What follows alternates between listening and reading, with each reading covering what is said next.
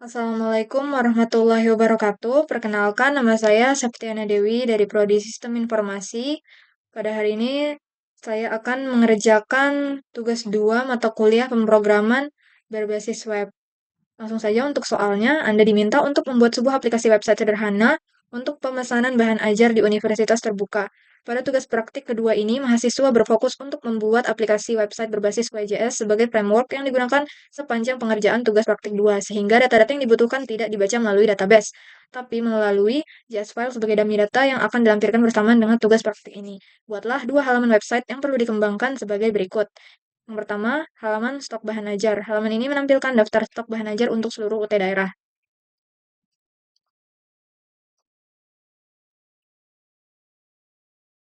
Di sini saya sudah membuat kode indeks.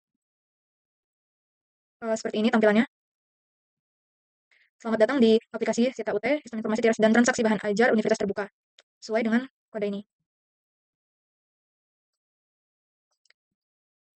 Daftar stok bahan ajar yang terdiri dari kolom data file sebagai berikut. Yang pertama yaitu kode atau judul. Kita lihat di stok HTML. Sini saya sudah membuat kodenya.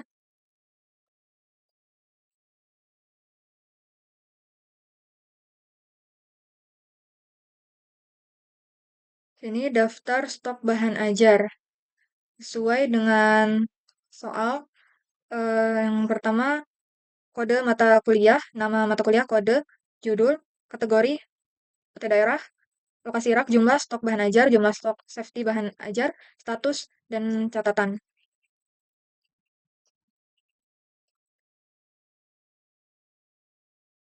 Maka di sini terlihat kode atau judul, kategori, UT daerah, rak, stok atau safety, harga, status, catatan, dan aksi. Selanjutnya terdapat fitur untuk mengedit stok data bahan ajar.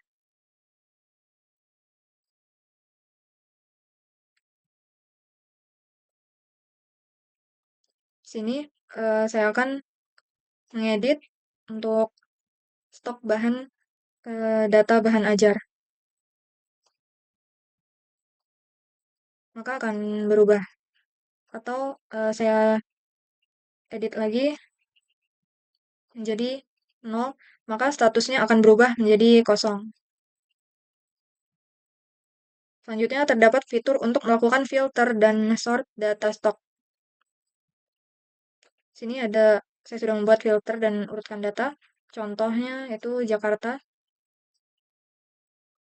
Maka akan terfilter untuk daftar stok bahan ajar UT daerah Jakarta.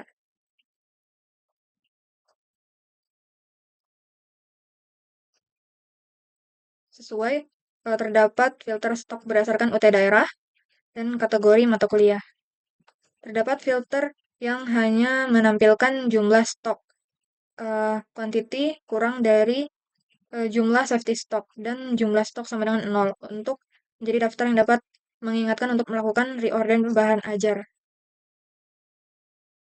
Sini untuk ngecek reorder, maka di sini sudah berubah statusnya yaitu untuk memfilter yang hanya menampilkan jumlah stok quantity yang berstatus kosong atau menipis untuk mengingatkan agar melakukan reorder bahan ajar.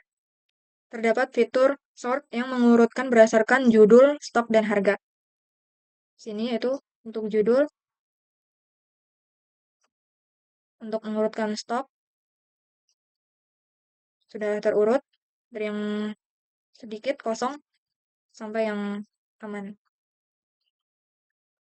Untuk harga juga dari yang 55.000 sampai 80.000. Fitur filter dapat di-set ulang atau reset. Nah, ini. Terapkan fitur di VJS di mana di semua filter tidak perlu recompute kembali. Implementasikan dependent option seperti misalkan ketika memilih filter stok berdasarkan UT daerah baru akan memunculkan filter untuk kategori mata kuliah. Maka akan muncul kategori mata kuliah.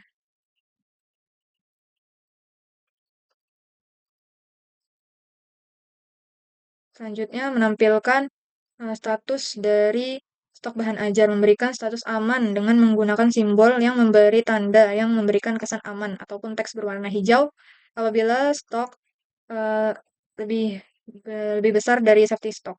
Memberi status menipis dengan menggunakan simbol yang memberikan kesan warnanya warning. Adanya warning ataupun teks berwarna oranye. Dan memberikan status kosong dengan menggunakan simbol yang memberikan kesan adanya bahaya ataupun teks berwarna merah. Di sini sudah eh, menampilkan untuk stok yang lebih besar daripada safety-nya, maka akan berstatus aman. Untuk yang lebih kecil ataupun kosong dari safety-nya, maka akan berstatus merah atau kosong. Untuk yang menipis atau lebih sedikit stoknya daripada safety-nya, maka akan statusnya berwarna oranye atau menipis. Terdapat fitur untuk menambahkan data bahan ajar baru melalui formulir kecil dan melakukan validasi sederhana untuk setiap data file. Di sini saya akan mencoba menambahkan bahan ajar baru.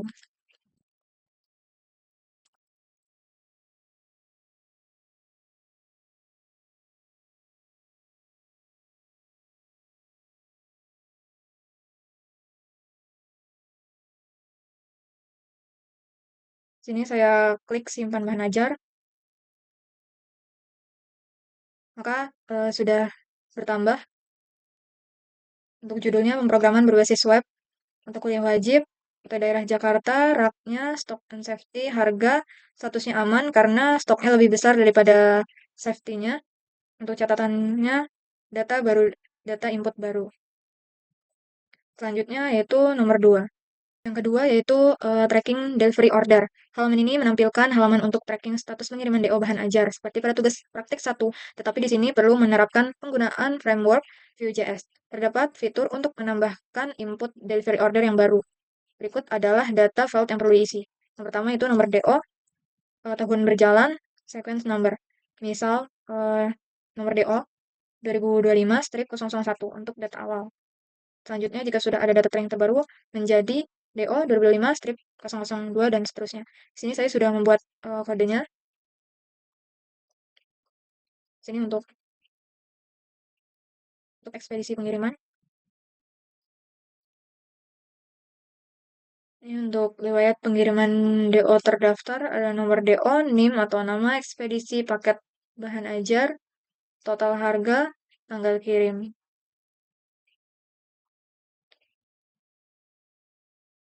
Nah, di sini nomor DO-nya udah otomatis terurut.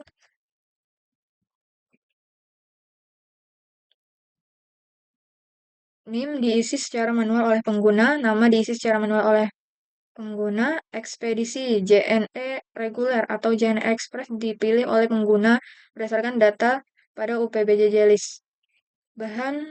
Paket bahan ajar dipilih oleh pengguna berdasarkan data pada paket.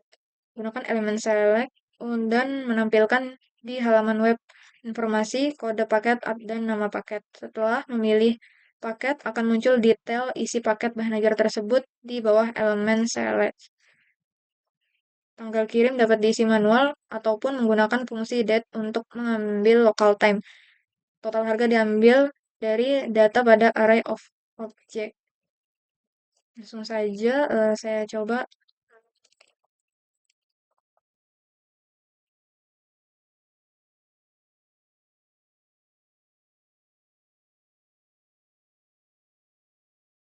untuk paket bahan ajarnya.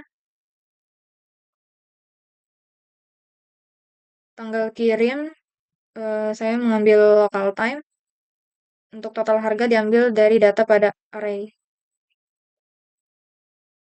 Nah, di sini akan terlihat sudah muncul nomor DO, nama NIM, ekspedisi, bahan paket ajar, total harga, tanggal kirim.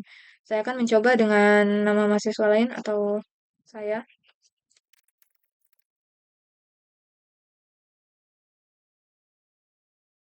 Maka nomor DO-nya otomatis akan berubah menjadi DO 2026-002.